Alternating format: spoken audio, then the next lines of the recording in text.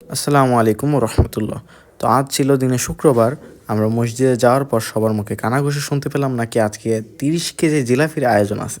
তাই আমরা হঠাৎ ভেবে নিলাম যে জিলাপি আজকে কতটুকু স্ট্রাগল করে আমরা পাই সেটাই আপনাদের দেখাবো। আজকে জিলাপি আছে মসজিদে, জিলাপি না খেয়ে যাওয়ার কোনো কায়দা নেই। তো আমাদের টিমমেটদের ভিতরে সবচেয়ে আগে পৌঁছেছিল মসজিদে মঈন, তারপরে পৌঁছালাম আমি এবং ফাইজুল ভাই, এবং সবশেষে আমাদের বদ্দা হুজাইফা। দেরি দিয়েছে। তো দেখতে দেখতেই নামাজ শুরু হয়ে গেল।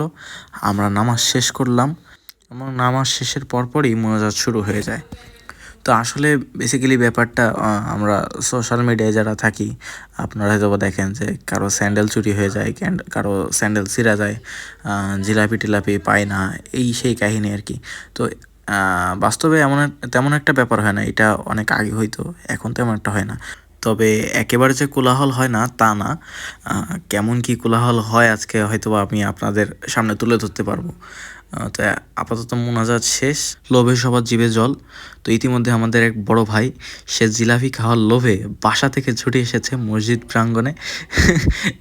জিলাপি কেই না খেতে চায় শুক্রবারে, তাও যদি আবার হয় জুম্মাবারের জিলাপি, তাহলে সবাই খেতে চাইবে। তো সবাই দেখতেছি শৃঙ্খলা বজায় রাখতেছে।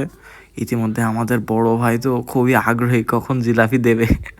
হুজুরও দোয়াটা পড়তেছে, এখনই আমাদের জিলাপি দেবে, সেই রকমের একটা ব্যবস্থা। তো বলতে না বলতে আমাদের পাড়ার এক মুরব্বী কাকা, আবু সাইদ কাকা, এবং আরও একজন, তারা দুইজন আর কি জিলাপি বাটতেছে সবার মাঝে। তো ভাই এখন যদি আমি আপনাদের বলি যে কি পরিমাণ কোলাহল, আপনারা যদি সাউন্ডটা একবার শোনেন তাহলে তো বুঝতে পারবেন। তো এই ছিল অবস্থা। তো শুরু থেকে মোটামুটি ভালোভাবেই জিলাপি দেওয়া হচ্ছিল, কিন্তু লাস্টে যে সময় আসছে ওই সময় দেখা গেছে যে একটা ঝামেলা হয়ে গেছে। তো তবুও কোনো সমস্যা নেই, অবশেষে আমরা জিলাপি পাইছি এবং সবাই মিলে আনন্দ করে খাচ্ছি।